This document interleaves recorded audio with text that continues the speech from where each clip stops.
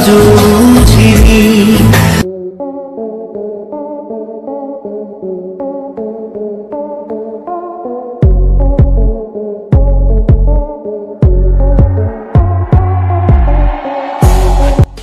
মিথ্যে বলেছিল সুস্মিতা সাহা। পলাশের সাথে একাই বিভিন্ন অনুষ্ঠানে যেতেন সুস্মিতা, সাথে থাকতো না তার শাশুড়ি। সোশ্যাল মাধ্যমে প্রকাশ হওয়া একাধিক ভিডিওতে তার প্রমাণ পাওয়া গেছে। যেসব ভিডিওতে দেখা যায় স্বামীর সাথে ঘুরছেন সুস্মিতা সাহা, কিন্তু তার শাশুড়ি আরতি সাহা তাদের সাথে নেই। ভিউয়ার্স, পুরো ভিডিওটি শুরু থেকে শেষ পর্যন্ত দেখে অবশ্যই আপনার মতামতটি জানিয়ে দিন। এসপি পলাশ সাহার ঘটনায় বউ শাশুড়ির দ্বন্দ্ব নিয়ে তুমুল আলোচনা সমালোচনা চলছে।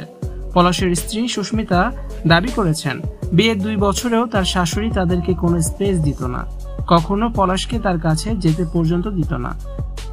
দিনের বেলায় পুরোটা সময় সবসময় ছেলেকে নিজের কাছে রাখতো আরতি সাহা। কখনো সুস্মিতার কাছে গেলে সাথে সাথে ফোন করে নিজের কাছে ডেকে নিত। স্বামী স্ত্রীর মধ্যে যে কোয়ালিটি টাইম থাকে তা কখনোই ভাগ্যে জোটেনি সুস্মিতা সাহার।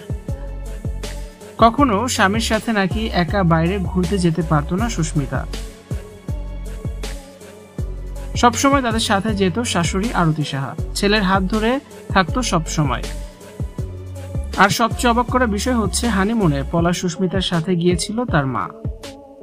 তবে এবার বেশ কয়েকটি ভিডিওতে দেখা গেল র্যাবের একাধিক অনুষ্ঠানে স্বামীর সাথে আনন্দ করছে সুস্মিতা সাহা।